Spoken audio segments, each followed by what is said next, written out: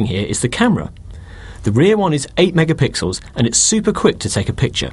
Samsung says the camera will automatically tag your friends and share the photo with them, providing you have the picture stored with their contact details, although this feature wasn't finished on the sample I saw.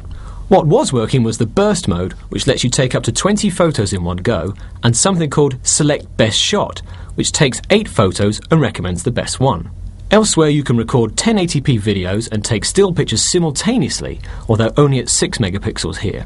At the front is a 2 megapixel camera, which works with something called Smart Stay to keep the screen from dimming while you're looking at the phone. Inside is Samsung's own quad-core chip running at 1.4 GHz. Samsung says this uses a lot less power than the dual-core processor in the S2.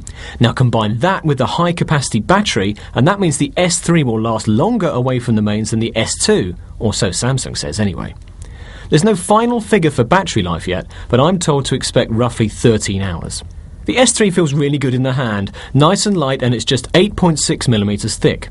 There's a physical home button on the front and a couple of touch-sensitive keys. They're a little too close to the edge for my liking, as I kept hitting them by mistake, but I think you'll get used to it.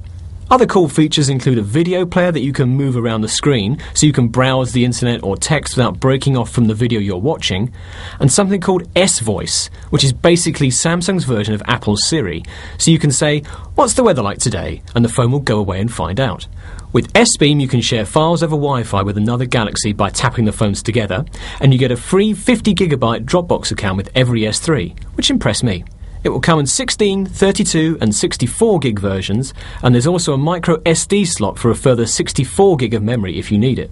But the best thing of all for me is the removable battery, so if it dies you can replace it with a new one, unlike many other high-end phones at the moment.